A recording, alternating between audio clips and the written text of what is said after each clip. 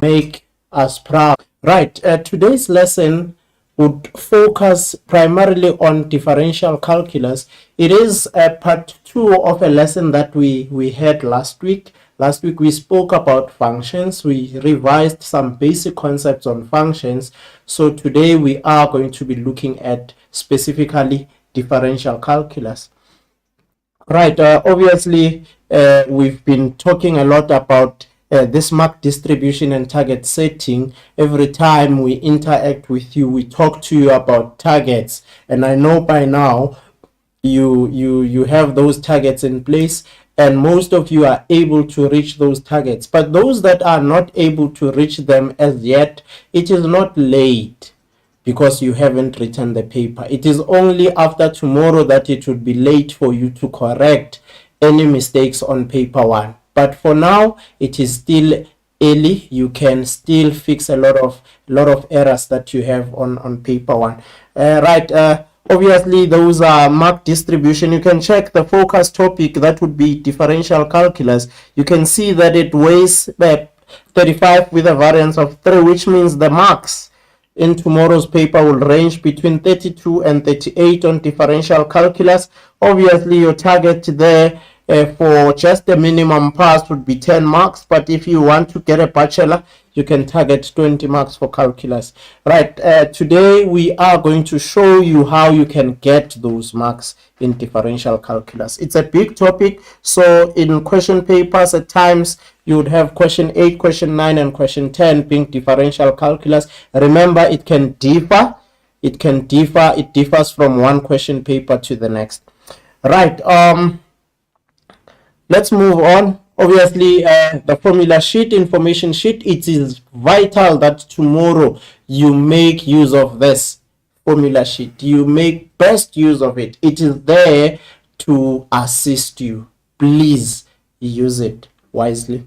Right, obviously these are the formulas that you find. Obviously today we will be looking at this. That is the first principles, or the definition of a derivative. That's what we'll be focusing mainly on today.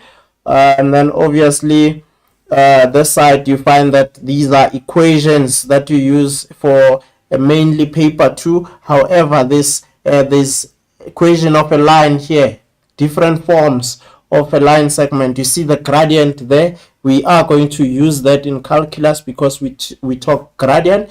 Can use equation of a straight line in this form or in that form. But remember as well that inclinations in functions, they can also be tested.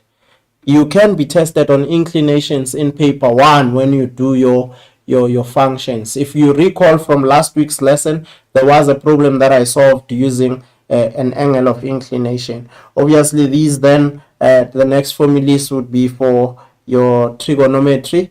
That would not be part of what we'll be writing tomorrow. Obviously these ones are also paper 2 related. And then now let's start with the average gradient and the gradient at a point. That's where our differential calculus starts, because that is where we are going to infuse our knowledge of limits as well as the knowledge of average gradient. When we combine that knowledge combines in the form of a definition of a derivative. Right, the common errors that you are making, we've been looking at the way that you respond and the historical responses that we've been getting from learners from this year and the years before that. The most mistakes that you make are notational errors when it comes to the use of a definition. You see, like this first one, you can see that it looks like it is correct, but it is not, because the notation here that is used, they used f of x instead of f prime of x. Remember, the derivative should be f prime of x, like that, and if you check this one, it's just the f of x. So that's one mistake that you guys make, which you should look out for tomorrow. Now if you check the second one, this one has two equal signs. There's an f prime of x is equals to the limit as h approaches 0, which is equals to, and this is not correct. So these are some of the errors that you are making. Please make sure if you use your formula sheet, you're not going to make such errors, because this formula is there in the formula sheet. Yours is to just copy it exactly as is. Now if you check the second one or the third one here, you can see that they've mixed up the the expression together with the approximation of the limit, which is totally incorrect, because you remember here you work with the expression itself, try to simplify the expression. It is then that later on you are going to bring in the approximation. So if you check here, these two things should be standalone in that particular expression, right? At times you forget to put brackets when doing substitution. Let's say for an example you have x squared plus 2x, like that. When you substitute x plus h, or rather let me change this to x squared minus 2x, what happens is when you substitute x plus h like that, at times here you're just going to say minus 2x plus h like that, which is wrong.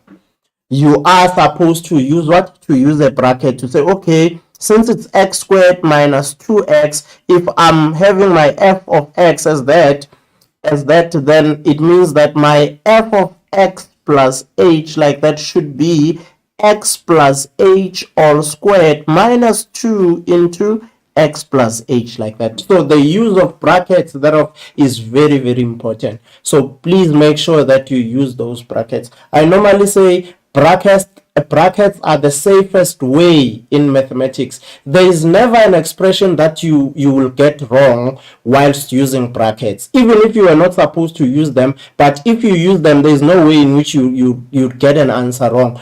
But if you are supposed to use it and not use it, then you are going to get things wrong, because there is at times a change of sign there, which those brackets are able to accommodate, which allows you to use distributive law easily.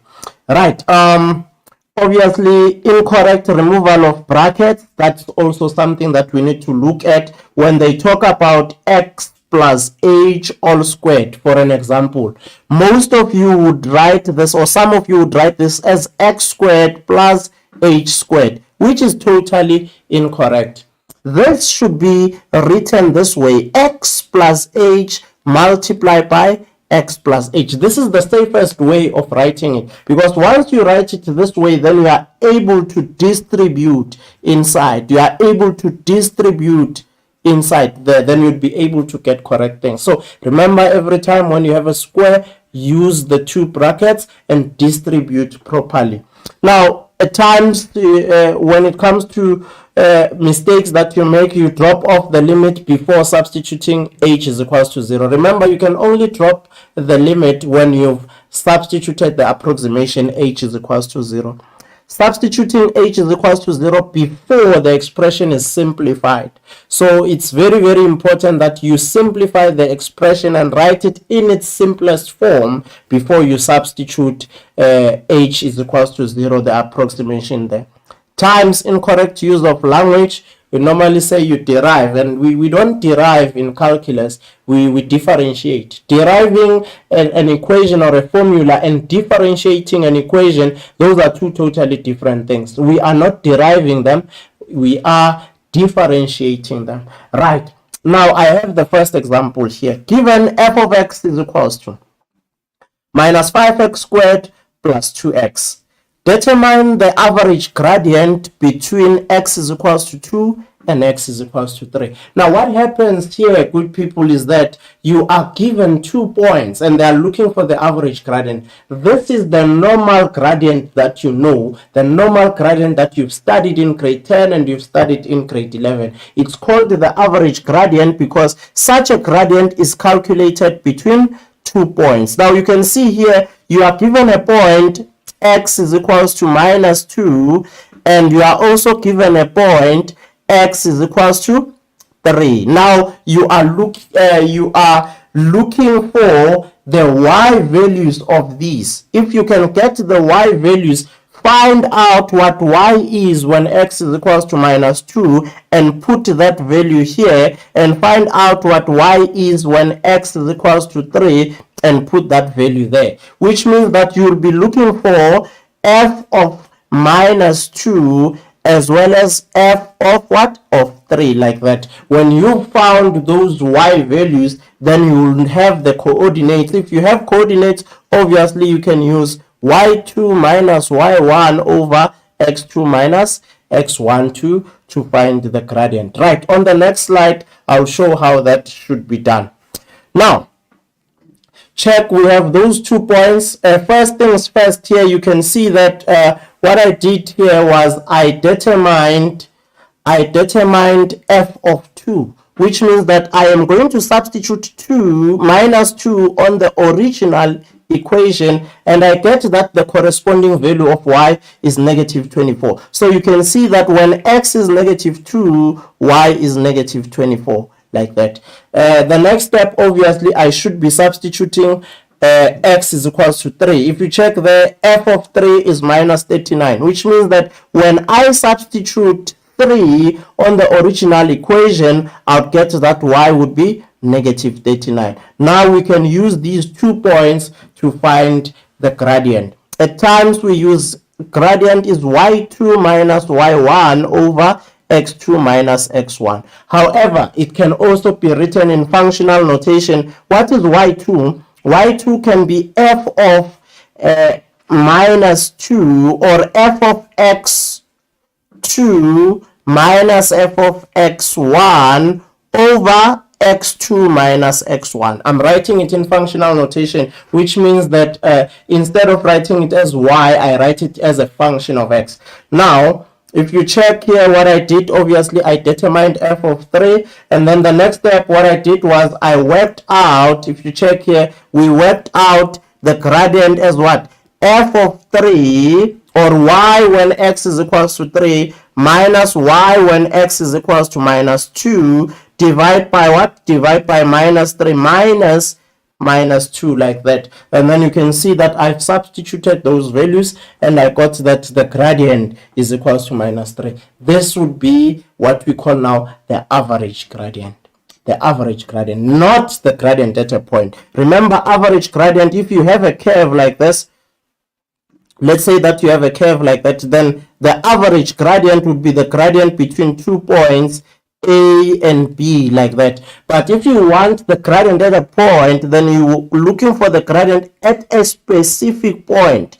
That would be the gradient of a tangent, which in calculus we call the derivative. That is the gradient of a tangent. So in this case, we started with the average gradient, then we are going to move to the gradient at a point. Now if you check, obviously here we said we determine the average gradient from the values that we already have. Now the second question, determine f prime of x from first principles. You find that this question at times in your exam, it would be for 5 marks, 4 to 6 marks. So tomorrow, these are marks that you should get, non-negotiables. These are marks you should get. Make sure you understand your first principles. Right, let's check how we can do it. Obviously here we know that we will need to find f of x plus h, like that. So which means that where we see x, we are going to put what?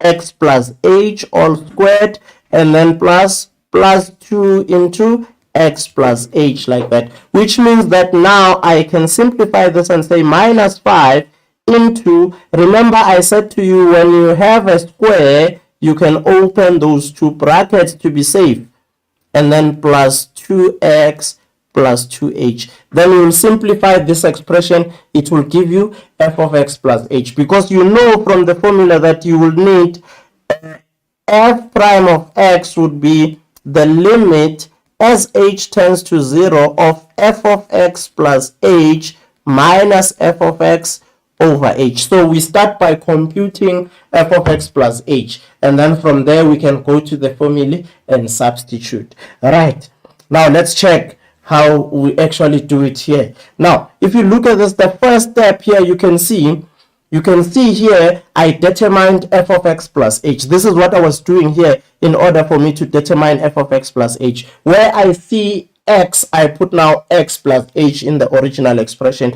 and then I was able to simplify it to minus 5x squared minus 10hx minus 5h squared plus 2x plus 2h, like that. And then from there I write down the formula for the definition.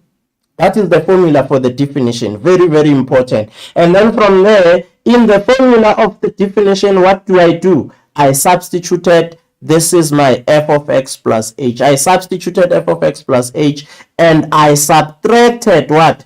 F of x, like that, and then divided by h. Now as you simplify, you will see that now after substituting into the definition, what I do is I try to simplify, which means that the 5x squared and the 5x squared will give you 0, and then I will have that the positive 2x and minus 2x would give you 0. I'll be left with minus 10hx minus 5h squared plus 2h, and then I write them as an expression here. And then from there, if you check, I have h being a common factor, like that. Because h is a common factor, I take out h. I factor it out, which means that I'll be left with minus 10x minus 5h plus 2. And then h and h are now going to divide, like that, to get 1. So you see that now I will have this expression giving me f prime of x is the limit as h tends to 0 of negative 10x minus 5h plus 2, like that. And then from there, I would simplify that by approximating. You see now, because I'm substituting h is equals to 0, the approximation after I've simplified, you can see that now I've dropped the limit. I no longer have the limit as h tends to 0, because now h has tended to 0. Right, and then from there, if I simplify, I get minus 10x plus 2. Now, obviously, we substitute h is equals to 0, the approximation of the limit, and then we get our answer, like that. Right, we soldier on. That is the definition, very, very important. Please ensure you practice it. Right, moving on, we now move on to rules of differentiation. Obviously, with the rules of differentiation, there are complex expressions that you cannot simplify using the definition, or that are not easily simplified using what? Using a definition. So in such an instance, then we introduce what we call the rules of differentiation, which are going to ensure that we are going to be able to find the derivative without using the rule, or without using first principles or the definition. Now, instead of always using first principles or the definition to find the derivative, which can be quite tedious, we can use rules which enable us to differentiate certain functions by inspection. So we'll be differentiating here by inspection. Now, when we determine the derivative of a function, we also say we differentiate the function. Note, we do not say we derive, we differentiate, right? The process is called differentiation, and the result is called the derivative, or what we normally refer to as the gradient function, right? The notation that you use, you know, if you are given f of x, this one you are used to it. When you differentiate, you say you are finding f prime of x. But if you are given y, if you differentiate that, then you find what we call now dy dx. That is dy dx. Now, if you are given the differential operator dx of an expression, or d dx of that particular expression. Now, what you do here is that you are going to simplify the expression, and immediately when you differentiate, you drop the operator. You drop the differential operator dx, or you drop d dx of that particular expression. Right. We move on. Rules of differentiation. These are common errors that you make. Notation using dy dx, f prime of x, and all of that sometimes becomes a problem. Incorrect use of exponential laws. Remember, these are guided by exponential laws. You use a lot of the inverse law, the law of division of exponents. So very, very important. Leaving out the differentiation notation before the derivative is obtained. At times you leave out the notation before you obtain the derivative. Inability to factorize, very, very important. It goes back to grade 10 factorization. Differentiating a variable which does not appear in the differentiation notation. I'll give you an example. Y is equals to ax squared plus b squared x plus c, and then they say find dy dx. What happens here is that, remember, if you want to find dy dx, you are differentiating y with respect to only what? To only x, which means everything else becomes a constant. If you differentiate y with respect to x, everything else becomes a constant, which means you'd have the a here, you differentiate x squared, you get 2x plus the b squared there because it's a constant multiple. So differentiating x, you get 1, and then this is an isolated constant, and the derivative of an isolated constant would always be equals to 0. So it's very, very important that you differentiate with respect to the variable that you must differentiate with. The rest of the variables, if they are there, they are considered as constants. Now, differentiating of both the numerator and denominator in a fraction, that is wrong. You cannot differentiate the numerator on its own and differentiate the denominator on its own. You need to simplify it such that you no longer have fractions.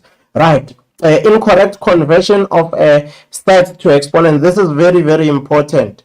The definition of a set, to be able to convert between sets and exponents, is very, very important. And then another one, performing two different processes in one step. I'll give an example here. If you check here, this thing here was simplified, and then this one is all of a sudden differentiated. You should not do that. If there is part of the expression that needs simplification, for an example, let me rewrite this. The operator dx of the cube root of x squared plus 4x cubed. Now, if you check, there is a need for you to simplify there, because there is a need to simplify one of the terms in the expression. Then what you do is you are not going to differentiate the other. The one that is written in simplest form, you are going to keep it. You're going to maintain it, write it as it is in the next step until the first one is simplified. Then you differentiate everything. Once you start differentiating, you should differentiate everything. So if there are expressions that are not ready for differentiation, please do not differentiate them. Get them ready by simplifying them. Right. So here it means that we are supposed to then say dx of x to the exponent of what? 2 over 3, because I'm now converting this to exponential form, plus 4x cubed. You see, now that I've simplified everything, this is ready for differentiation, this is ready for differentiation, then I can differentiate. Which means that I'll get 2 over 3 x, and then 2 over 3 minus 1. Obviously, you can use your calculator there. 2 over 3 minus 1, and then you get minus a third, and then plus 12x squared. You see here what I did is I differentiated everything at once. Right. Let's move on. The approach that we would like you to adopt when it comes to rules of differentiation: know the different notations. F of x, dy dx, the operator dx, d dx, they indicate the derivative that should be obtained. Those are different notations that we use. For differentiation to take place, the expression must be written in this form. Very, very important. Which means every expression that you simplify, it should be simplified in that form. Then you can be able to use the law or the rule of differentiation that states that if you have f of x is equals to x to the n, then the derivative f prime of x would be nx to the exponent of n minus 1. That's basically the rule that we use. Make sure for more complex expressions, make sure there are no brackets, which means if there are brackets, they need to be opened. No fractions. If there are fractions, you need to sort them out. Fractions, what I mean by fractions is if you have a variable that needs to be differentiated and it's on the denominator, then you need to make sure that you move it to the numerator. That's what I mean by no fractions. And no root signs, which means if you have root signs, then you have to convert from radical form to exponential form. Right, factorization is very, very important. The change of sign rule at times when you factorize also plays a role. Right, let's look at a few problems here. Example 2, part A. Check the first one. The first one, you have f of x is equals to 4x exponent 8 plus the square root of x cubed. If you check, this guy here is not ready for differentiation. Because he is not ready for differentiation and this one is ready, so what we need to do is we need to simplify the one that is not ready first before we differentiate, which means that we will need to then write this as 4x exponent 8 plus x to the power of what?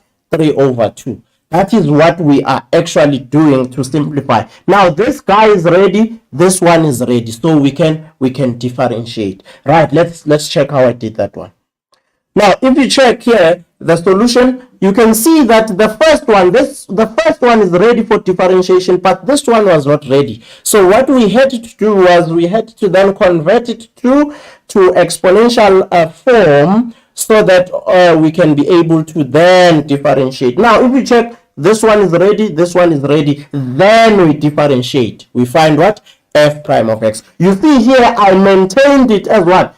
As f of x, because I was not differentiating, but I was actually simplifying. Right, and then when we differentiate this, we find that this is 32. That's 4 times 8, that's 32, and then 8 minus 1, that is 7. Obviously this one as well, it gives you 3 over 2x to the power of half. Obviously it's enough, you can leave it here, you get full marks by leaving it there. This was just an additional step, but you don't need that step. You don't need that step. Right, let's check the second one. Now, if you look at the second one, you can see that this is a sum of 2 cubes. It's a sum of 2 cubes. And remember in grade 10, you do sum and difference of the cubes. Make sure that tomorrow, before you write, you know how to factorize the sum as well as the difference of the cubes, because we will never know what the examiner might choose to surprise us with. Now the denominator has 2 plus x. Now because in the numerator you have an expression that can be factorized, first things first, you are going to factorize that expression. If you check here, I've factorized the expression using the rule of factorizing what? The sum of the cubes. So I factorized that, and then in the denominator I started with x, because remember addition is commutative. It does not matter whether I start with x or I start with 2, because I'm adding them. The order is not important. That is why we say it's commutative. Now obviously when you look at this, you can see that this one and this one are going to divide out.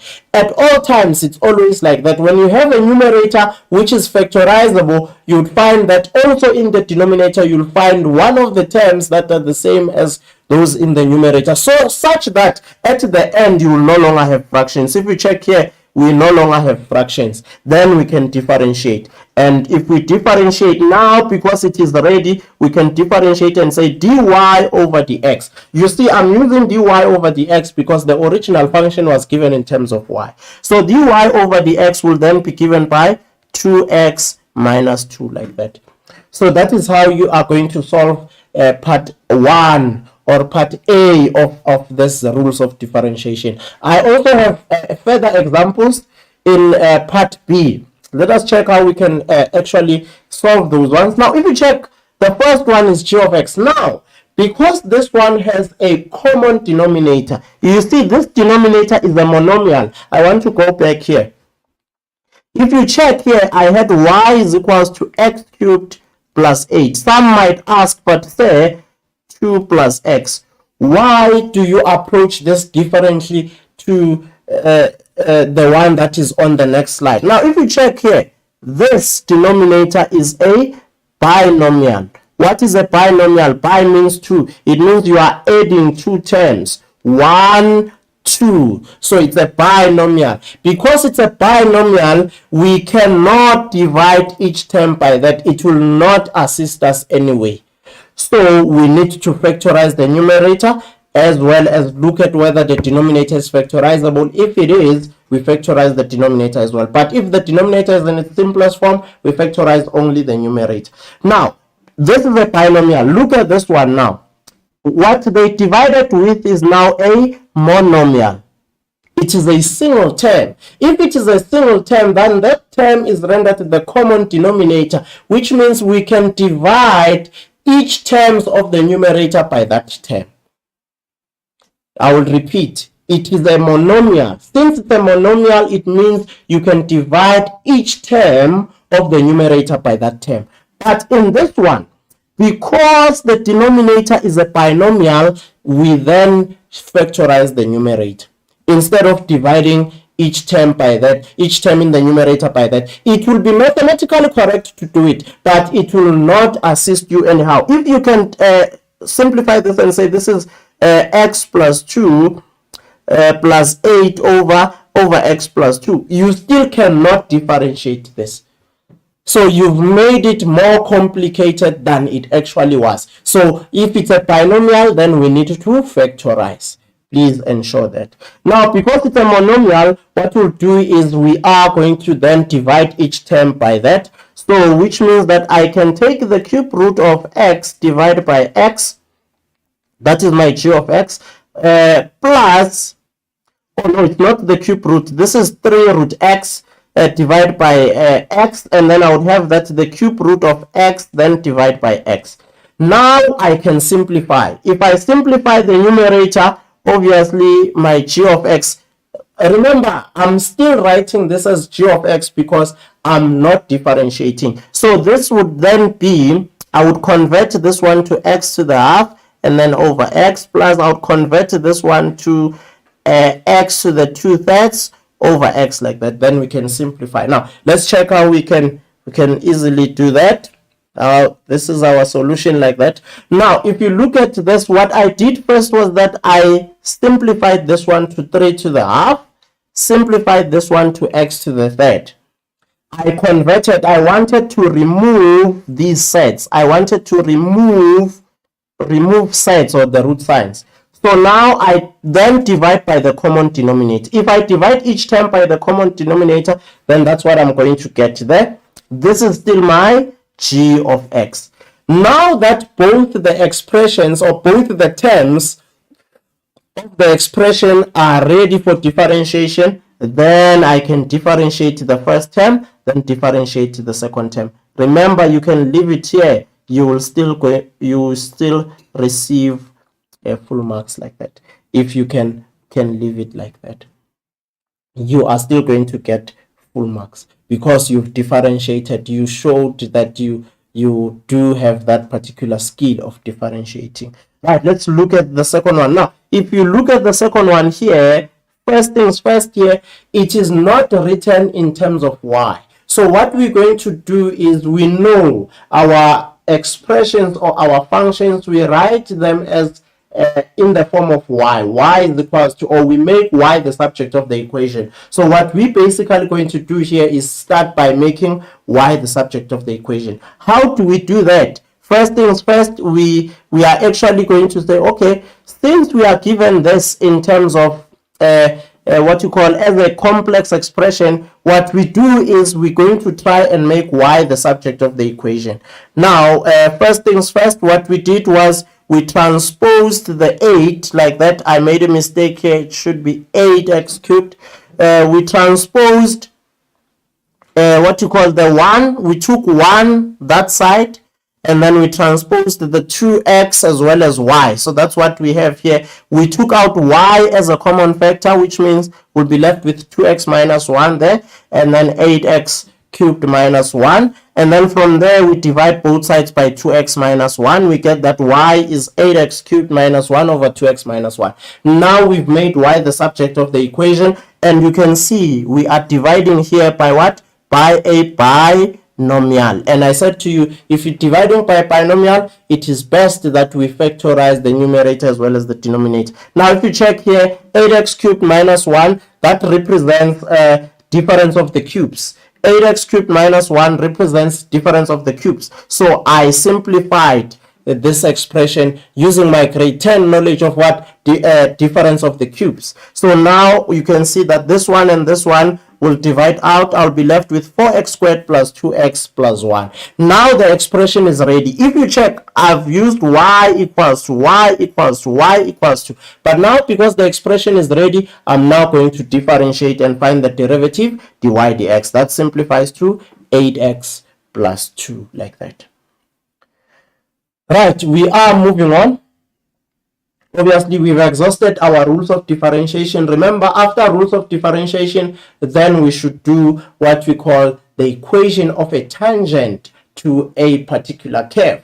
The equation of a tangent to a curve. Remember, average gradient and gradient at a point. Those are two totally different things. Average gradient takes the gradient between 2 points, the average, and then the gradient at a point is just an instantaneous gradient that at one particular point, like that, which we normally refer to as what? The derivative.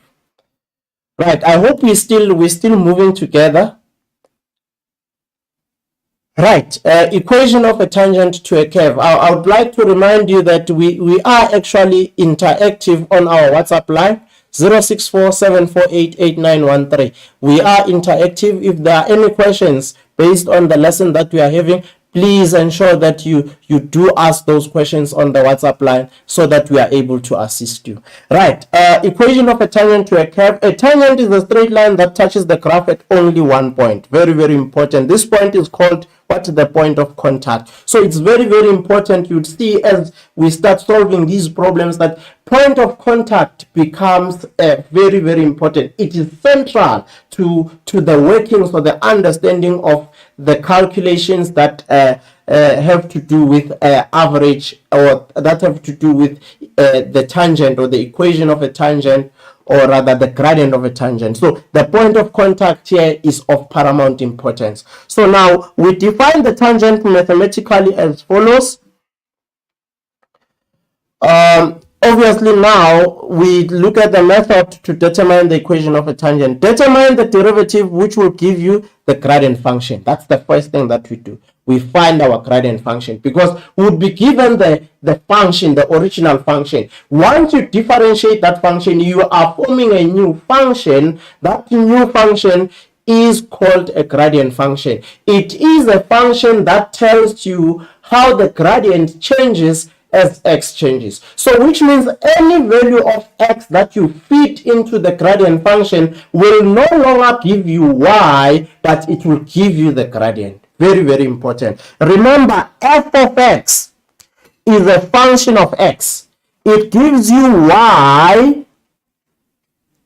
This gives you y value as x values vary.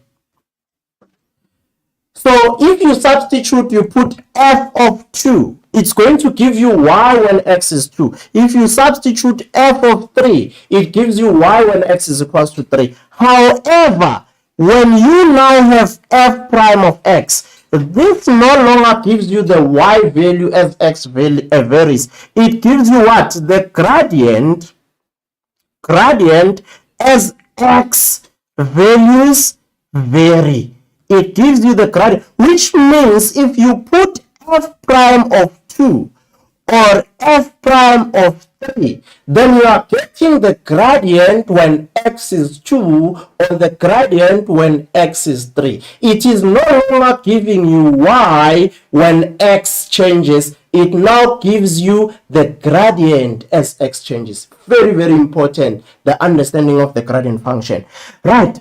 Now we substitute the x coordinate of the given point into the derivative to calculate the gradient of a tangent. Very, very important. Then we substitute the gradient of the tangent and the coordinates of the given point into the appropriate form of a straight line equation. Remember, when I say here the given point, I am talking about what? The given point we are talking about here, the point of contact. Point of what? Point of contact here, like that. That is why here I showed that it's important that we know or we have our point of contact, because it is central to the understanding of this particular subtopic. Right, we move on. Determine the equation of a tangent f of x at x is equals to 2. You see now, you are given the value of x. If this is your curve, like that, for an example, if this was your curve and you are having a point there, they want this tangent. And now, looking for this tangent, there is this point of contact, which is the common point between the tangent as well as what? As well as the curve. Now, you are given that it occurs when x is equals to 2. So you know that the point of contact has an abscissa, or the x value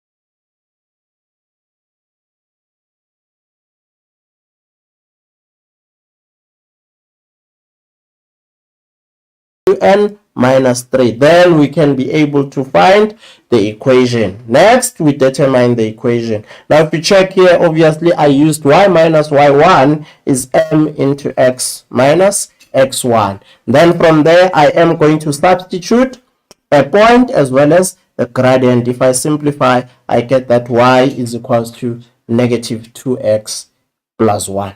Right, that is the first example on what? The equation of a tangent. I do have another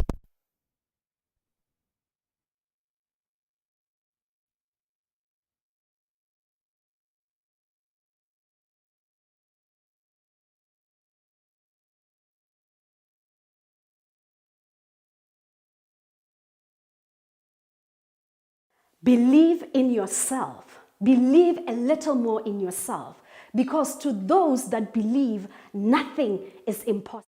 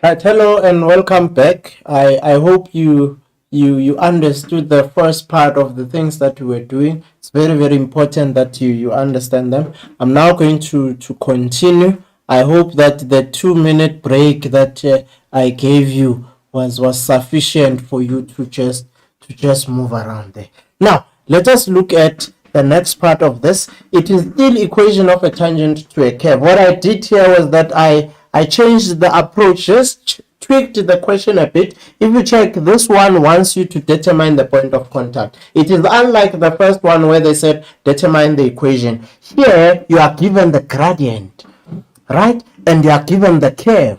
On the previous one, if I were to go back, you were given the curve and you were given the x value of the point of contact. Now in this one, you are given the curve and the gradient. They want the point of contact, which means here you are given the gradient of a tangent is equals to -2, and we know that the gradient is what? The derivative. So f prime of x is equals to -2. So you are given now the gradient like that, which means if we can solve this equation, f prime of x is -2, we can then be able to equate the gradient function with the gradient, because remember, gradient function we can find by differentiating. Then we'll know it's equals to -2, and then that would give us a value of x, and then we take that corresponding value, that value of x, to find the corresponding value of y. Let's check how that should be done. Now, we use the gradient of the tangent to determine the x value of the point of contact. That's where we start, because we are given the gradient there. So if you check here, I have that the gradient function, you see, I took this g of x. So here I made a mistake. I was supposed to use now g prime of x. So I took this g of x, which is x squared minus 5x minus 1. I differentiated it to get what? 2x minus 5. And g of x, this g of x is equals to 2x minus 5. It is what we call now the gradient function. We have the gradient function, but fortunately we know that g prime of x is equals to what? -2. We are given the gradient. So we're going to equate -2 to 2x minus 5. We get that x is equals to 3/2. Now that we found the x value of the point of contact, it is proper for us to take this value of the point of contact, the x value, back to the original equation to find the corresponding y value.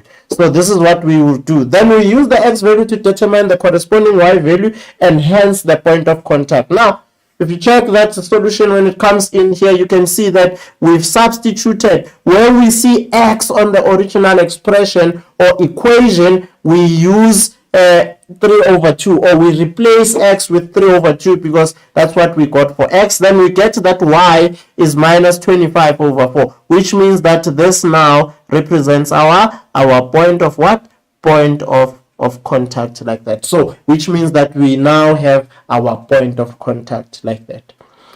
Right, remember, we are available, we are interactive. Do ask those questions on 064-748-8913. Wherever you are, whether you are in your respective schools or whether you are at home, please make sure that you log into that WhatsApp. The WhatsApp lines are open until the end of the lesson. So please do interact with us, ask those questions there. Right, we move on now to another example. Now, what I did here was that I tried to then use the variables there, because remember, tomorrow we will never know what the examiner might ask. But if you check the approach, it is similar. It's the same type of approach. The mathematics that we use is the same. The only difference is the questions. They can ask questions differently, but the maths remains the same. It is the maths that you know. It is the maths that you've been doing throughout the year. Right, now if you check here, we are given the equation of a curve, and then you are told that this curve has an equation, or the gradient or the tangent. If this is our curve, because this is a 30-degree function, suppose that I draw this rough sketch, Remember, this is not the actual sketch. This is just the rough sketch. And I'm given that the equation of a tangent, suppose that I put my tangent here, I'm given the equation of a tangent like that is given by y is 5x minus 8. And then you are given the point of contact. You are given the point of contact there, which now means if you have that equation, y is equals to 5x minus 8. What is important from that equation is the gradient. Because remember, we are talking gradient, we are talking gradient function. So the gradient of this equation, the gradient of the tangent is given by what? By 5. Right? The gradient is 5. Which means that the gradient function g prime of x is equals to what? 5, like that. Remember, g prime of x can be obtained by differentiating this particular expression there.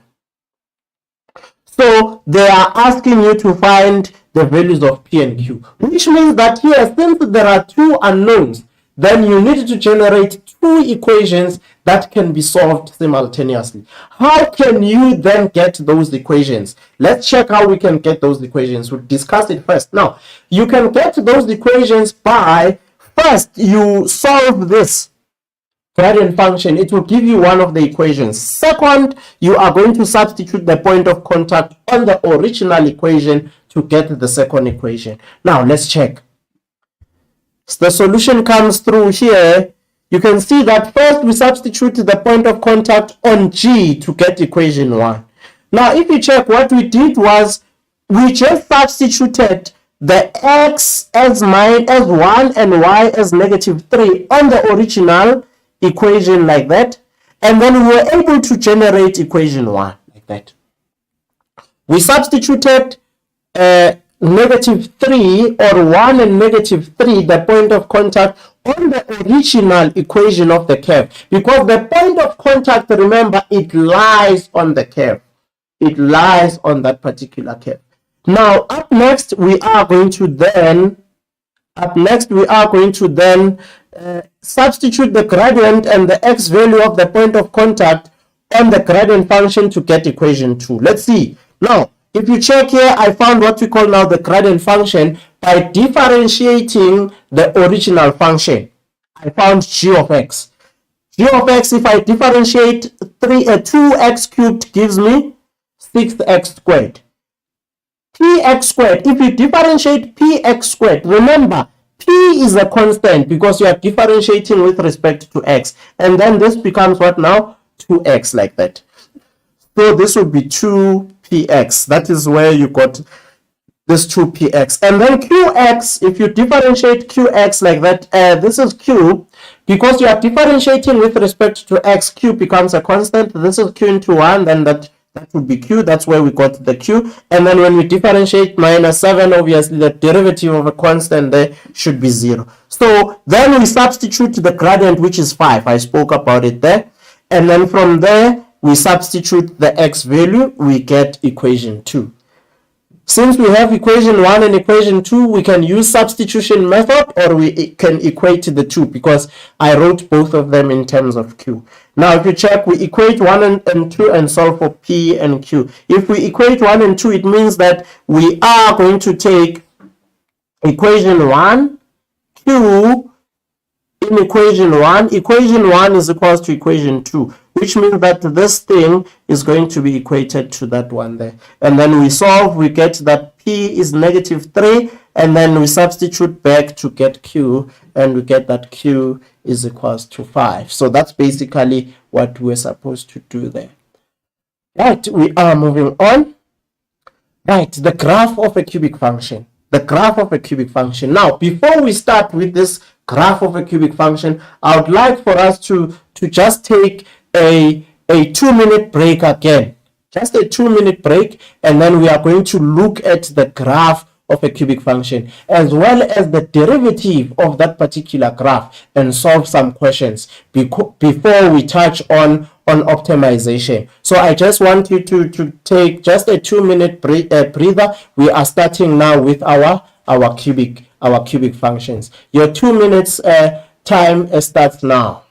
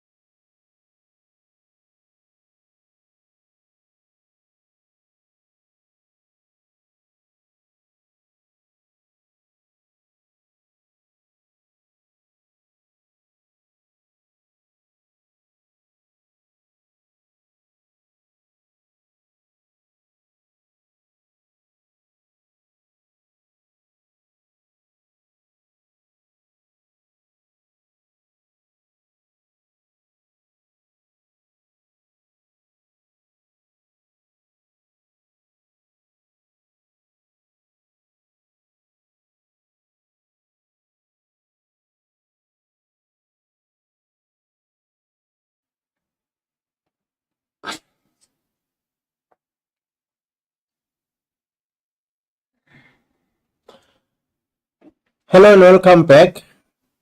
Let's continue with our work. I hope that the 2-minute break was used productively to stretch a bit. Right, we are now on the graph of the cubic function. Very, very important. Obviously, tomorrow it would be there. There is absolutely no way in which you won't be tested on a cubic function. It will be there. Either it would be sketching of a cubic function or interpretation of a sketched cubic function. At times, it can be sketching a cubic function using the properties. They give you properties in bullet form, and then they expect you to be able to translate those properties to sketching a curve. Right, the cubic function is given in the form, obviously, ax cubed plus bx squared plus cx plus d. A cubic function can have up to 2 stationary points. Remember, it's not mandatory that it has 2 stationary points. Stationary point 1, stationary point 2. It is not mandatory, good people. It can have 1 stationary point or have no stationary point.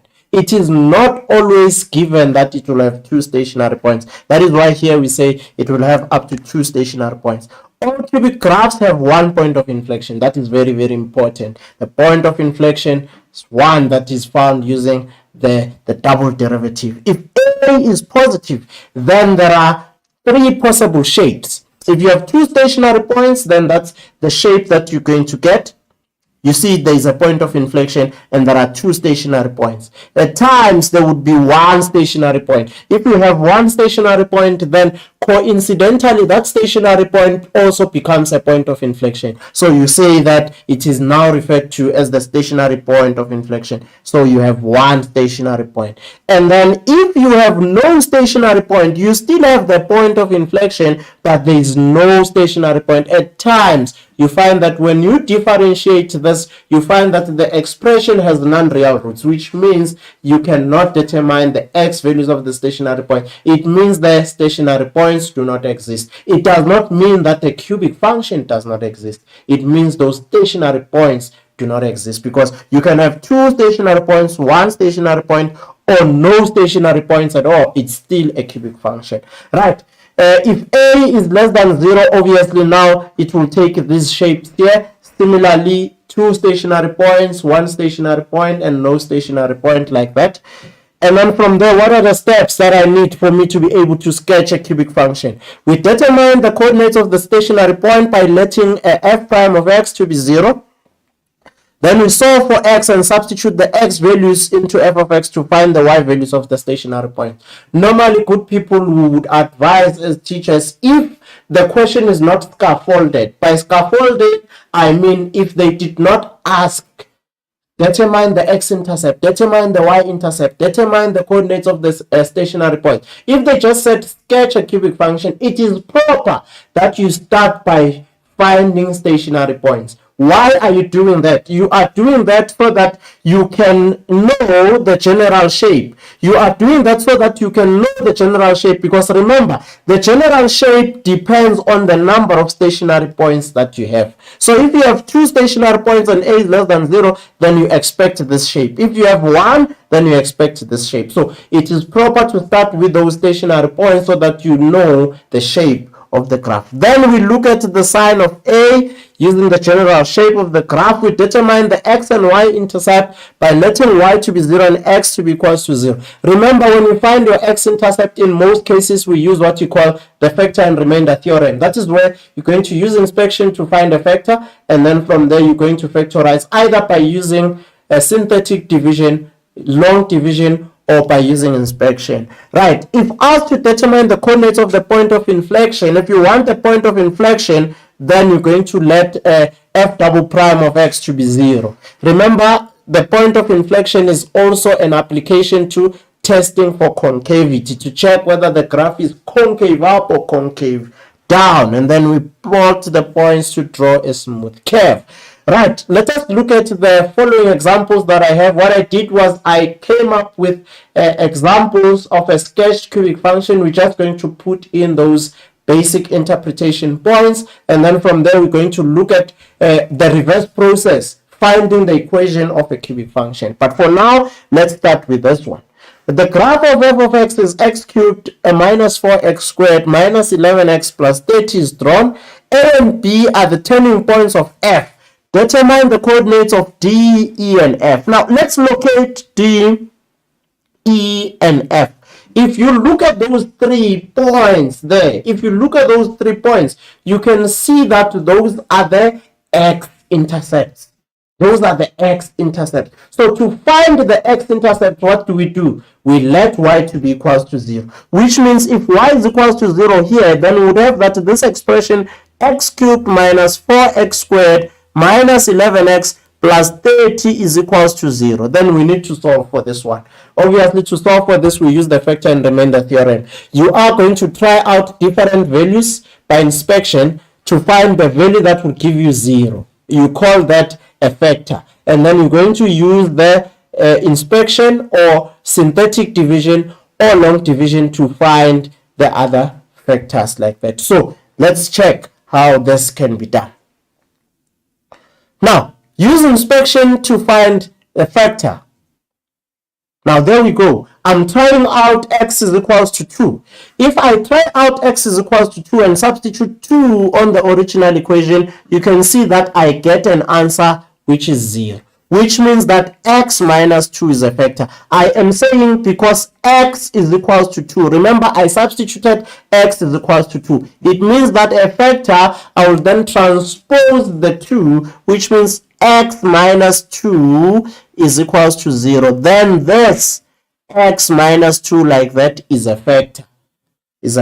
So x minus 2 is a factor. Now that I've worked out my factor, I am now going to use now either inspection, long division, or synthetic division. Now, for the purpose of this presentation, we made use of synthetic division. Remember, you can use any other method, it is acceptable. Right, use synthetic division to determine the factors. Now, if you check here, obviously you can see that my synthetic division now comes through. You can see that what I did here was that I wrote down the coefficients of all the terms. The coefficient of A is 1. The coefficient of B is minus 4. The coefficient of C minus 11. The coefficient of D is 30. And my factor here, I've worked out that the factor is 2. If I start with 0 here, I'm going to say 1 plus 0. I would get that this is 1. 1 times 2, I would get that this is plus 2. Minus 4 plus 2 like that. If I add the 2, I would get negative 2. Negative 2 times 2, I get negative 4. Negative 11 minus 4, then I get this as negative 15. Negative 15 times 2, I get that this is negative 30, like that, and then this would be 0. So I will use these 3 things here like that to get the factors, because this I know it's a coefficient of x squared, it's a coefficient of x, which means I would have that this is x minus 2 into x squared minus 2x minus 15 like that. So that's how I was supposed to then work it out. Now let's look at the solution as it pops in there. You can see that obviously I have that this is x minus 2 into x squared minus 2x minus 15, and then I found the factors. After finding the factors, then if you check here, I worked out the factors. I had that this is x minus 2 into, if I find factors of this, I get that this is x plus 3 and then x minus 5, that's equals to 0. So you can see that x being equals to 2 should be x at e. X at e is 2, and then x being equals to negative 3 should be x at d, and then x being equals to 5 should be x at f. Now you've worked out all those x values like that. Now let's move on to the next question. Determine the coordinates of A and B. Let's locate A and B. A as well as B. You can see that both A and B represent what we call what now? The turning points. It is turning points, or what we normally refer to as our stationary points like that. So we have those turning points that we need to work out. So how do we work them out? We differentiate and then we equate the derivative to 0. We find the x values of the stationary points, then we use back substitution to find the corresponding y values. Now let's go. Determine the x coordinates of the stationary points by letting the derivative to be 0. Now look at that. Now we have that f of x is equals to that. We find f prime of x, we equate it to 0. You can see that we've worked out the factors as 3x minus 11 and x plus 1. Remember, here you can also use quadratic formula. You can also use quadratic formula like that. Now that we found the stationary points, what we will then do is substitute the x values into the original equation to determine the corresponding y values.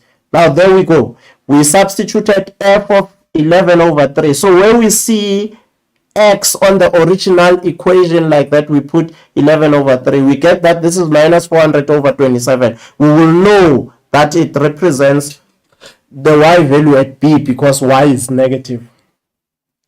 Right, up next, we are going to then substitute x is equals to minus 1 like that. If we substitute x is equals to minus 1, we get that y is equals to 36, which means those will represent coordinates of a. When x is 1 like that, when x is 1, y is 36. A, when x is 1, when x is minus 1, sorry, y is 36. And then for b, when x is 11 over 3, y is minus 400 over 27 like that. So that's basically how we work that out. Right, we move on.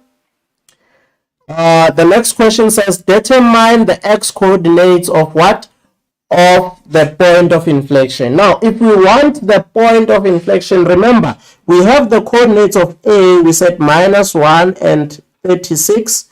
And then let's check those of B, minus or 11 over 3 and minus 400 over 3. So it's 11 over 3 here, 11 over 3 and minus 400 over 3 like that. Let me just confirm.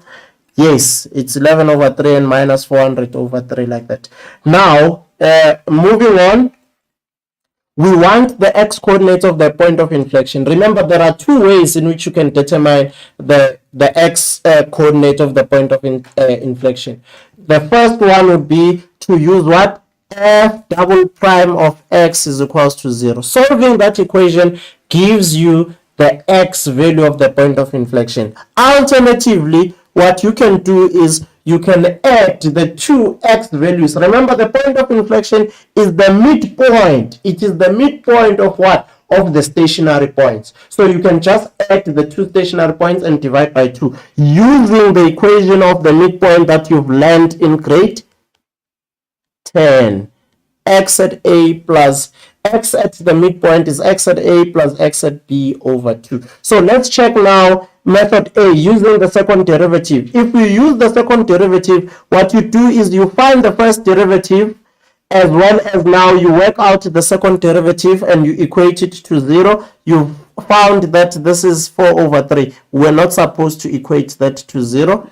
You only equate the second derivative to 0. So you found the first derivative, and then from there we found the second derivative. We equate to 0, then we solve, we get that x is 4 over 3. Right. Another method B, we can use the midpoints just like I indicated. Now if you check with this, I've used the what you call the midpoint that you know from analytical geometry, because the point of inflection is the midpoint of what? Of the stationary point. So I added the two stationary points and I got that. Normally I don't use this. It's not recommended at times, because if your stationary points were incorrect, then this will also be incorrect, because it depends on the stationary point. So if the stationary point were not correct, then it will not be correct as well. That is why I don't normally recommend it. However, if the stationary points were given, then you are certain that you will get the correct thing. Right. Now we move on. Here we are going to look at the nature of the roots. Now it's the nature of the roots infused in what you call in cubic function. So it's important that you know how to infuse nature of the roots in all graphs or in all functions. In this case, I'll just show you a few where we infuse the nature of the roots in our cubic functions. Now, how many roots will the equation f of t have?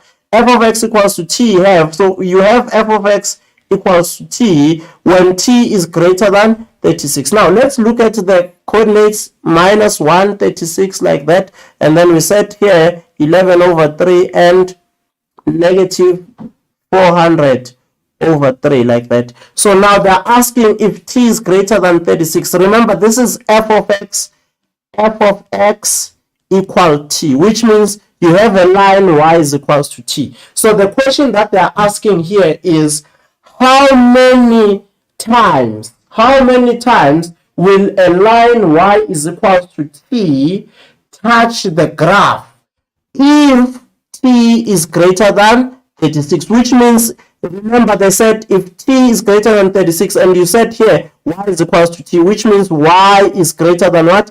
36. So they're asking you how many times will a line y greater than 36 touch the graph.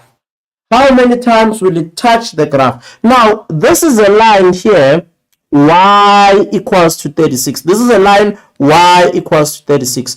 What would be a line y greater than 36? It is a line that is above the turning point. So if it's a line that is above the turning point, how many times does it touch the graph? It touches the graph only once, which means that you would have that one root, because the line where y greater than 36 touches the graph only once. So you're going to say how many real roots? It will be one real root. One real root like that. Now the next one, which is for 4 marks, they are saying write down the values of k for which this particular equation will have 2 negative and 1 positive root. So this is a question that is pitched at a higher cognitive level, but it does not mean that we cannot be able to solve for this equation. They are saying x cubed, I'll write this down, x cubed minus 4x squared minus 11x is equals to k. For which values of k will this have 2 negative and 1 positive root? So now, because we want to use this graph, we need to then make sure that this equation is written in the form of that particular given equation. Now, if you check, you have here x cubed minus 4x squared minus 11x. But if you check the original equation, it has what? Plus 30. So to make this the same as the original equation, we can add 30 both sides. So this would be k plus 30. Now, can you see what I did? I added 30 both sides because I'm guided by the original. Remember, the original is given by f of x is equals to x cubed minus 4x squared minus 11x plus 30. This is the original one. So I want the one that is given here to look like the original one. The only thing missing is 30. So I added 30 both sides, which means that on the left hand side, I now have f of x. So f of x is k plus 30, which means I'm moving a line y is equals to what? K plus 30. And the question is, how many or what is the value of k? For which values of k will this particular equation have 2 negative and 1 positive root? Now, if you are to have this line here, suppose that this is the line y is k plus 30. How many roots does it have if it is at the turning point? Obviously, it will have 1, 2 roots. 1 positive, 1 negative. Also, if it's at the turning point, the maxima, it will also have 2 roots. 1 positive, 1 negative. Now, suppose that you move this line just below the turning point here. How many times does it touch? 2 negative and how many positive? 1 positive. If you continuously move that line, say it is now at the y-intercept. If it's on the y-intercept, how many roots do you have? It's still 3. 1 negative, 1 0, and 1 positive. Now let's check the question. They said 2 negative and 1 positive root. 2 negative and 1 positive root. So if you check here, below the y-intercept, if the line is below the y-intercept, you have 1 negative and 2 positive roots. So which means that the line is required to be just below the maximum turning point, because just below the maximum turning point, if you can draw another one here, check how many times it touches. It touches the graph twice on the negative x-axis and once on the positive x-axis, which means that now, in order for me to find the solution to this, k plus 30, my k plus 30, the line y is equals to k plus 30, should move in between what? It should move in between the turning point and the y-intercept. And the y-intercept here is 30. So it should be between the turning point and the y-intercept, like that.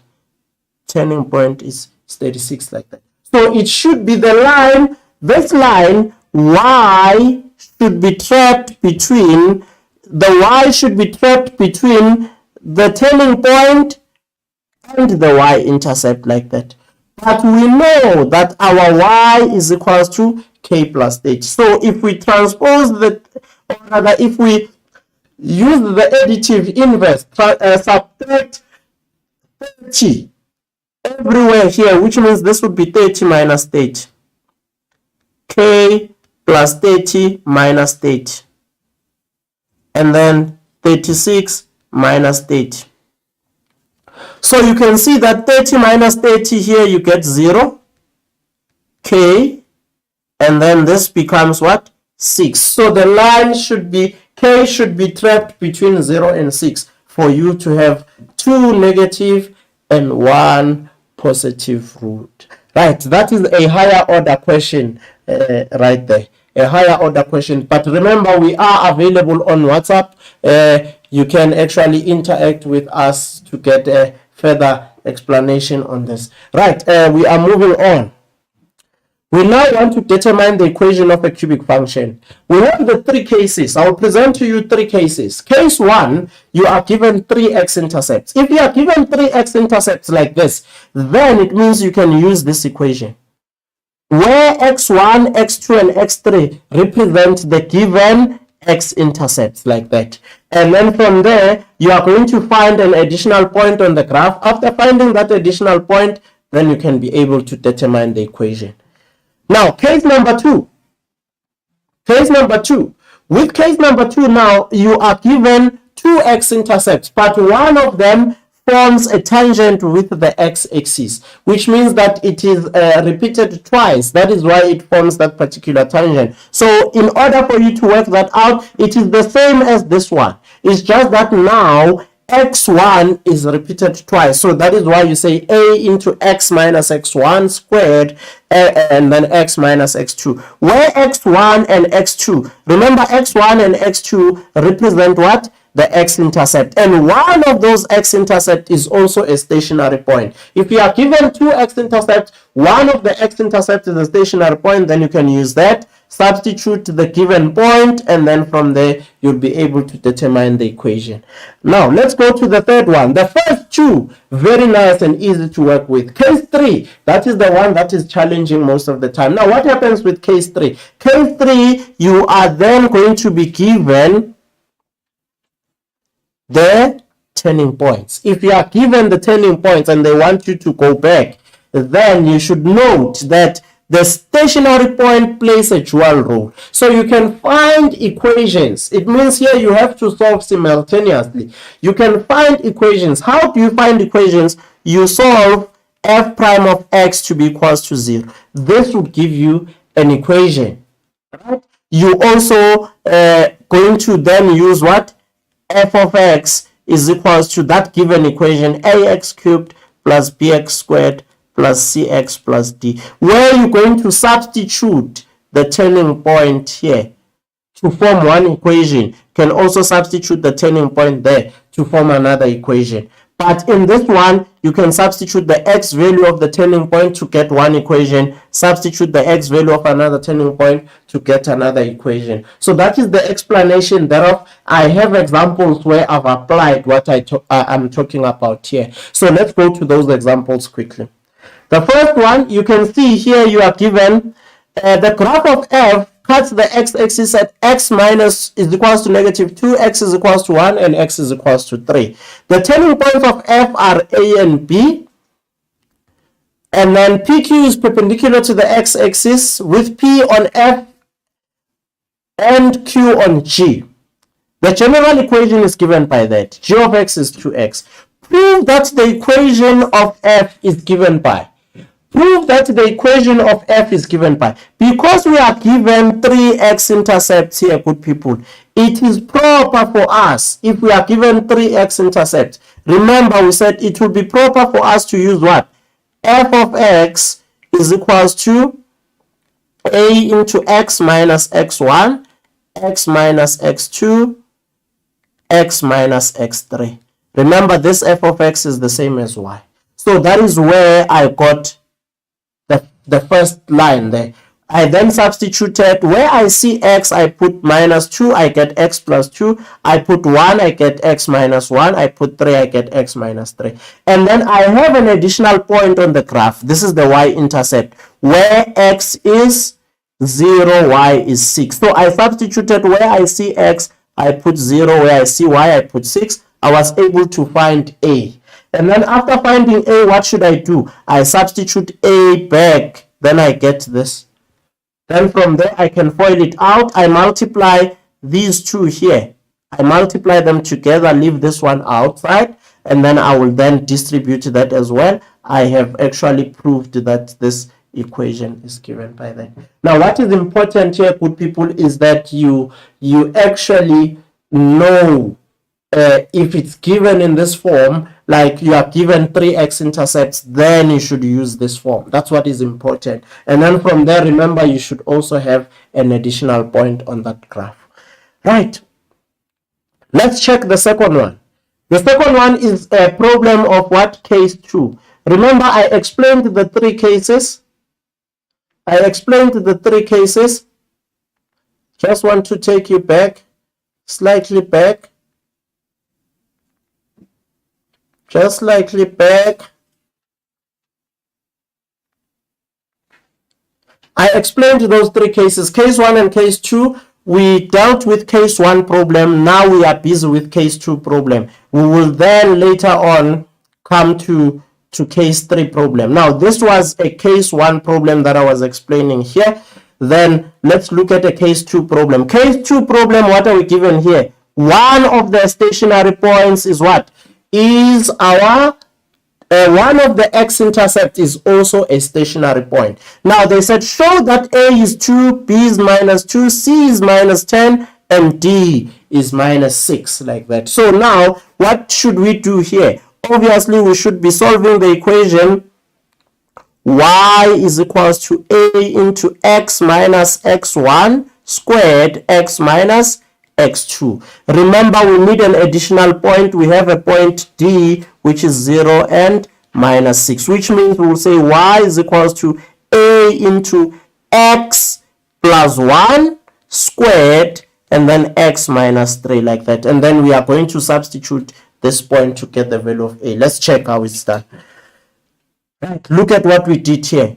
We are going to work this out, and then from there we substitute a point 0 and minus 6. We get a is 2, substitute 2 there, and then we find the first one. I made a mistake here, it was not supposed to be squared, and then I have the last one there. When you distribute, you get this. Then you can see from this a is 2, b is negative 2, c is negative 10, and d is negative 6, like that. So that's basically what we are supposed to do for a case 2. It is similar to a case 1 problem, like that.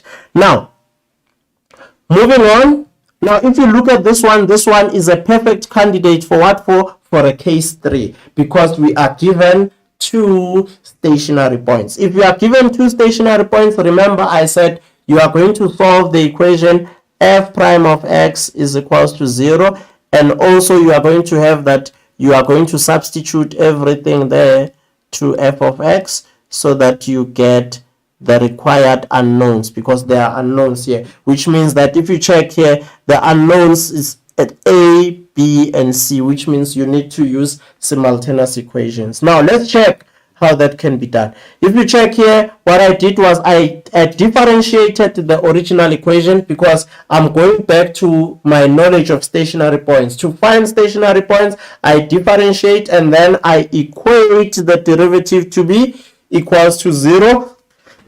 And then from there, I am going to substitute what now? I'm going to substitute that 2 back there, and then from there, I'm going to generate equation 1. And then moving on from there, I am also going to substitute for that for b, f of 5, and then I'm going to get equation 2.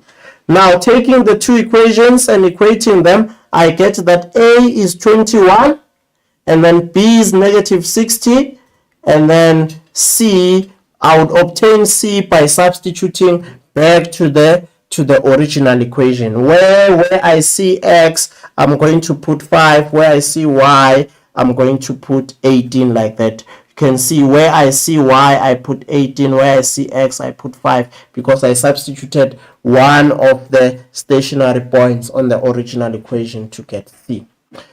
Right, the graph of the derivative of a cubic function. Now, to work with the graph of a derivative of a cubic function, what is important to note, look at these vertical lines that are through there.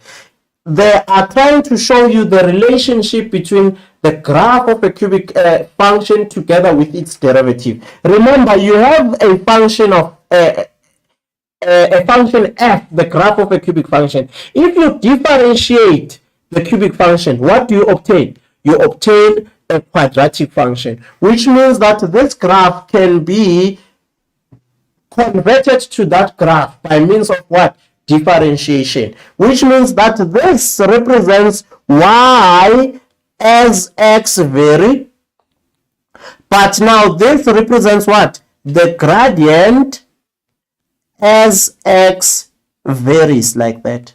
So which means that now we can be able to work with graphs of the derivative. Now, if you check the turning point of the original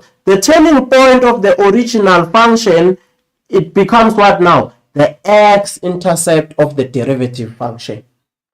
The point of inflection of the original function becomes the x value of the stationary point of what you call of the quadratic function. Similarly, here you can see the x value of the turning point, the stationary point, become what? The x-intercept in the derivative function. And the point of inflection in the original function becomes a stationary point of the derivative function. So we see that f prime of x has x-intercept where f has stationary points.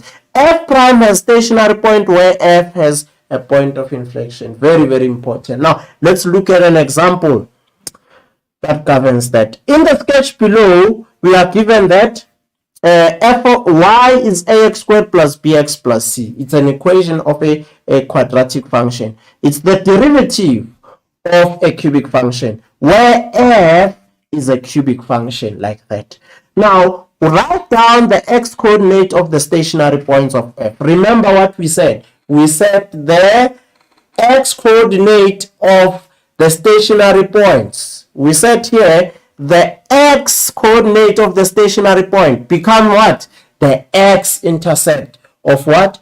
Of the derivative function. So you can know now that since the derivative function has stationary points equals to 1, it's x equal 1 or x is equals to 2. These are the x-intercept. You know these x-intercepts are the stationary points of the original function. So we can say that x is equals to 1 or x is equals to 2, like that.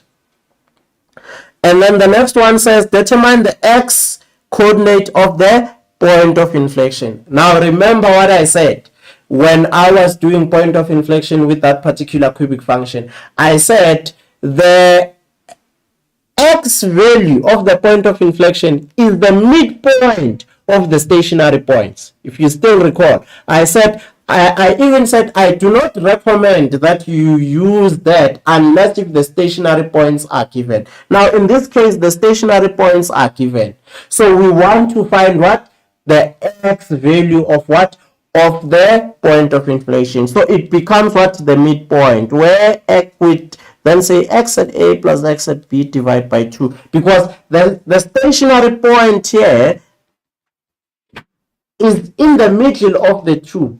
It divides that into 2. It is the axis of symmetry like that. So this would be 1 plus 2 divided by 2. This gives us 3 over 2 like that. This is x at m. It's 3 over 2 like that. Right, we continue the graph of the cubic function together with the relationship that it has with the derivative function. Right, state whether the stationary point sketched in 1 is a local minimum or a local maximum. Now there are 3 ways you can do this. There are 3 different ways you can actually state whether these stationary points represent a local minimum. You want to know whether this is min or max. You also want to know whether this is min or max. Now there are 3 ways. One of the ways would be to use what we call the first derivative test. In the first derivative test, what you do is you are going to check the behavior of the gradient on the left hand side of the stationary point, at the stationary point, and on the right hand side of the stationary point. You do that with this. You can see the gradient here. The gradient here is positive on the left hand side of the stationary point. It is 0 at the stationary point and negative on the right hand side, which means the gradient is negative. It starts by being negative like that, and then it becomes 0, and then it becomes positive. It starts by being negative, it becomes 0, then it becomes positive. What does that mean? It will start by being negative, it goes down, and then it stops, and then it goes up. You can see that that particular point will then be what? Your local minimum, like that, because the gradient starts by decreasing and then stops and then increases. So we say we have x is equals to 1 as the minimum. Why is that? Because the gradient is negative on the left hand side, it is 0 at the stationary point, and positive on the right hand side. Now let us investigate this one. If we check on the left hand side, this side here, the gradient is negative. Remember, this is a gradient function. So when the graph is below the x-axis, the gradient is negative. When it's above the x-axis, the gradient is positive. So if you check here, you can see that the gradient is negative. So this gradient here, it starts by being what? By being negative like that. And then it becomes what? It becomes 0, and then it becomes what? Positive. I made a mistake on this one.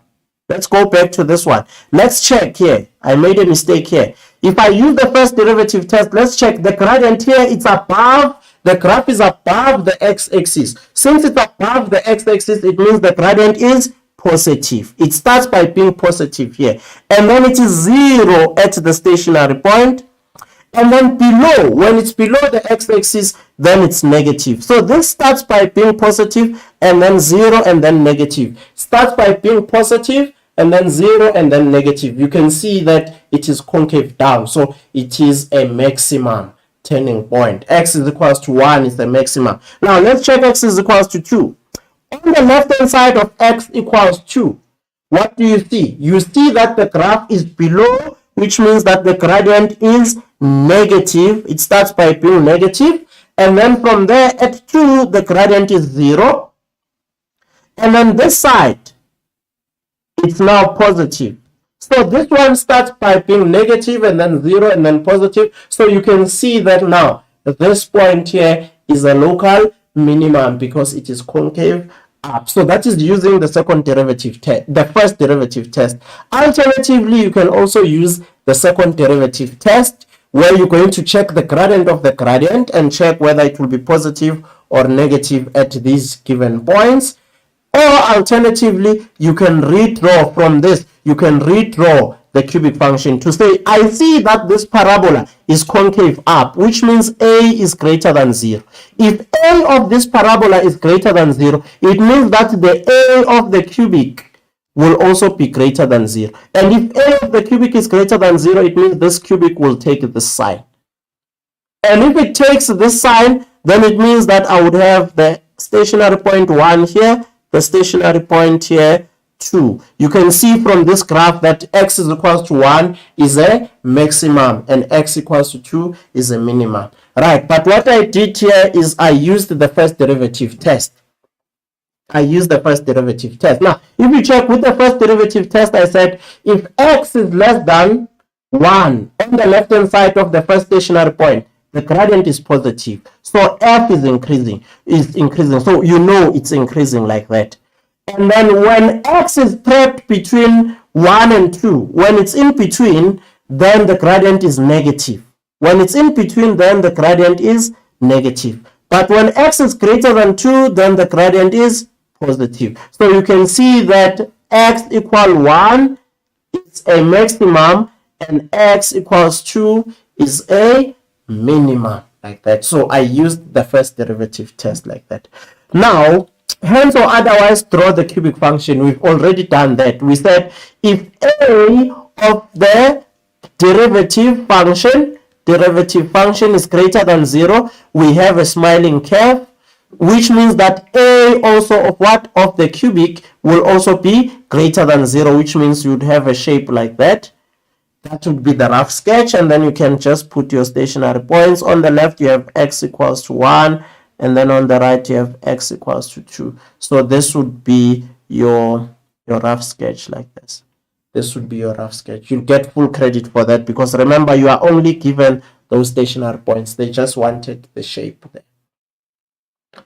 Right, that would be the graph of the cubic function as well as the graph of the derivative. Let's take a further 2-minute break. We're just going to take 2 minutes. We rest a bit, and then we're going to conclude our lesson by looking at some optimization concepts. Your 2-minute break starts now.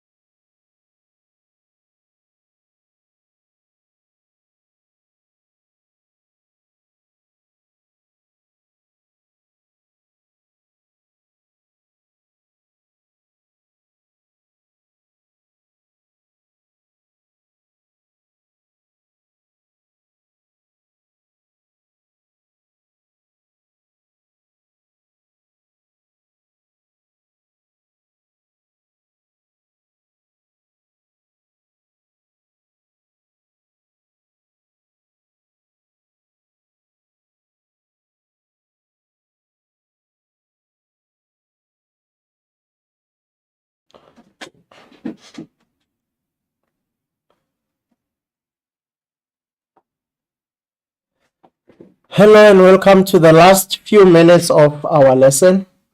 Right, good people, we hope that you are still together with us and that the concepts that we are dealing with, you understand them. Those that are with their teachers, you are at liberty to also ask them to further expatiate on some of these concepts that when you you get stuck, obviously you can also interact with us on the WhatsApp line 064-748-8913. We are waiting for those questions. We want to respond to those calculus related questions that are based on this lesson, so that you guys can actually understand what we are trying to do in this particular lesson. Right, let's go for our last lap and see how best we can do these optimization concepts. Right now, optimization, we are talking direct and indirect application of calculus here. With the direct approach of optimization questions, it is where you are given an objective function, like when you are solving for rates and calculus of motion, the objective function is given there, so it's direct application procedure. And then there's indirect application procedure, where you are now the one who's responsible for formulating that objective function. Right, now let's check. In this particular lesson, I tried to divide this calculus or application into word problems, shapes, graphs, and rate of change, including calculus of motion. Right, let's start with word problems. The difference between two integers is 900. Determine the two integers which will provide the smallest product. Now, if you check here, they said the difference. What is the difference? The difference is the answer we get when we subtract two things. So the difference between two integers is 900. If we let integer 1 to be equals to x and integer 2 to be equals to y, they are saying the difference between the two, x minus y, is 900.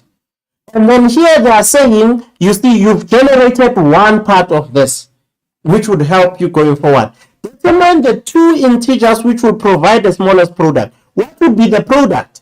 If P is the product, then P would be x times y, because the product is the answer we get when we multiply. Right? So which means we are going to make either x the subject here or y the subject. Then we are going to eliminate it. Now look at what we've actually done here quickly. Right, formulating an objective function, that is the first step. Now look at this. Let x denote the first integer and y denote the second integer, and p denote the product. You can see x minus y is equals to 900, like that. That is your first part of the equation. I made y the subject of the formula, so which means that I wrote y in terms of x. And then they say that which will provide the smallest product. The product, now this is the product, it's x times y. Already I know what y is. It's x minus 900. So I substituted equation 2 there, and then I can get now the product in terms of one variable. It's x, that particular variable. I get that it's x squared minus 900. So I've formulated an objective function. So I say this problem is now an indirect application procedure, because I'm the one who was responsible for breaking down those words and changing those words into a math equation that can be solved. So now I've written down the objective function. Now I want to get what? The smallest product, which means that I am now concerned with what we call now the minimum. So if I want to find the minimum, it means I have to differentiate now the product, which means I'll get 2x minus what? Minus 900. I equate that to 0 and solve. This is how it was done here, optimizing and determining the integers. Now look at this. I differentiated. Why did I differentiate and put the derivative to be 0? Because they said the smallest product, which means they are looking for the minimum there, like that. So now and then from there I equate the derivative f prime of x to be 0, and then I would solve. I get x is 450. Obviously remember y, we said from equation 2 y was x minus 900, so x we worked it out as 450. So 450 minus 900, we get that this is minus 450. That's where we got this value of y. So that's how we can solve for this one. Right, we are moving on, good people. Now we are applying our calculus to shapes. Now a rectangular area is to be enclosed on 3 sides by a fence and an existing hedge. There is an existing hedge there. So that edge that exists there, the edge that exists there, you also now want to fence around it. So which means instead of putting 4 different fencing materials, you're going to now use 3 because there's an existing hedge there. So this part exists, so you are interested in the remaining parts. And then they said which forms the fourth side. So the hedge there forms the fourth side. 200 meters of fencing is available, which means that when you add all these things, they should be equals to what? 200. 200 is your perimeter. So they say in the first question, they say show that y is equals to 200 minus x. Because they've already given you this, you're going to add everything. Y plus what? Plus 2x would be equals to 200. What are you doing? You are adding this plus that is equals to what? 200, because you have 200 meters of fencing and you are given the perimeter is given by 200. So which means that y will then be equals to 200 minus 2x, like that, which is the same as what they wanted. Now they say determine the largest possible area of the rectangle. Remember, first things first, you need the area. What would be the area of this thing? You can see that this is x and y. So the area would be x multiplied by y, like that. We are looking for the space that it occupies. That is the area, the space that it occupies. So now we already have y, so we can have the objective function of a of x. So this is x into 200 minus 2x. So now we can simplify this further. We get that a of x, I'm writing it as a of x now, not just the area, because I am actually having everything written in terms of x. So I can distribute this. I get 200x minus 2x squared, and then from there I want to determine the largest area, which means I need to maximize. So it occurs when the derivative is equals to 0. I've differentiated 200x to get 200 and differentiated 2x squared to get 400. I equated it to 0 because to get the largest possible, I need to differentiate and equate the derivative to 0, because remember, I'm looking for the maximum. Right, and then from there, I would have that 200 is equals to 4x. If I divide both sides by 4, then I'll get that x should be equals to 200 divided by 4, that should be 50. 200 divided by 4 should be 50. And then they said determine the largest possible area. Remember, now that you have a is 50, you can find a of 50. That is the area now when x is 50. 200 into 50 minus 2 into 50 squared, like that. This would be equals to, if I plug that in quickly in my calculator, 50 like that, minus 2 into 50 squared, like that, I get that the area would be equals to 5,000 square meters, like that. So I've worked out the maximum possible area, or the largest possible area, like that. Right, let's move on. Application to graphs. Now this would be the last problem that we are going to look at. This would be the last one that we are going to look at. Unfortunately, we're not going to be able to do rates and to do a calculus of motion. So application to graphs. So now if we want to apply this to graphs, let's check. In the diagram, the graphs of f of x is 6x minus 2x squared and g of x is 2x are shown. Line segment RQ is parallel to the y-axis. RQ varies in length between 2 points of intersection. The graphs of f and g determine the maximum length of RQ.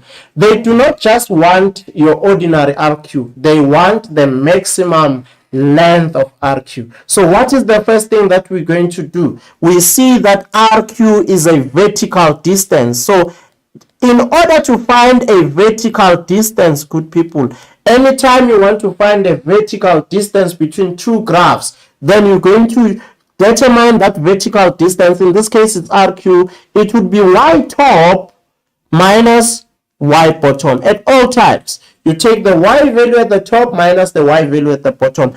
Unfortunately here, we don't have definite y values. However, we have equations that govern those y values. So our y top, if you check, the top is what is f, and then the bottom line is the bottom curve is what now? Is g. So this would be y top, that would be f of x minus what now? G of x, which means that now f of x would be, I substitute 6x minus 2x squared minus g of x, which is 2x, which means that I'll have minus 2x squared, and then here plus 4x, like that, because I simplified 6x minus 2x, that's 4x. Now, if you look at this, this is now RQ. It is the distance of RQ. Now, the distance of RQ is given now in terms of x, because we took y top minus y bottom, which means that this is RQ in terms of x, is given by negative 2x squared plus 4x. If I want to find the maximum length of RQ, it means, remember, maximum length, it means I differentiate, I get RQ prime of x, that would be minus 4x plus 4, like that. I equate it to 0, because maximum occurs when the derivative is 0. Now, when I equate that to 0, I'll have that 4x is equals to 4, then x is equals to 1. So it tells you that max occurs, the maximum length occurs when x is equals to 1. Then how do I find the maximum length? I go back. Therefore, maximum of RQ will then be, the maximum of RQ will then be, I go back to the RQ equation. Where I see x, I'm going to put 1. So max RQ would be minus 2 into 1 squared plus 4 into 1. So minus 2 plus 4, the maximum length of RQ is 2. The maximum length of RQ is 2 units. That is the maximum length of RQ. It would be given by what? By 2 units, because I took y top minus y bottom, differentiated, then set the derivative to be equals to 0. Right, good people, as I indicated, we won't have enough time to talk to rates of change. That would be what we were supposed to discuss, but unfortunately, we've run out of time. Together with the calculus of motion there, we've run out of time to do those. And then, obviously, this brings us to the end of today's lesson. Remember, good people, practice, practice, and practice. This is the last day. This is your last opportunity to make sure that you grab those vital marks. Please do not leave any question unanswered. Attempt all those questions. You have capability of doing all those topics. Attempt all of them.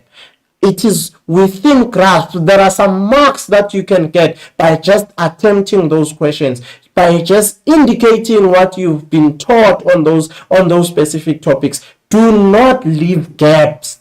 Do not leave gaps. You have enough. You have something in each topic. Use that knowledge. Apply that knowledge. Remember, good people, today is the last day. Just practice, practice, practice, and ensure that you are ready for tomorrow. The paper finds you ready. We wish you all of the best. Remember also, tomorrow from 2 o'clock, we will be doing paper 2 revision. Please make sure that you also tune in for paper 2. We'll do a lot of trigonometry tomorrow. We are counting on you to do well. Please believe in yourselves. You have what it takes to do well. For now, I will say bye-bye and all of the best in your examinations. Please practice, practice, practice, and take care of yourselves and each other, and love mathematics. Bye-bye.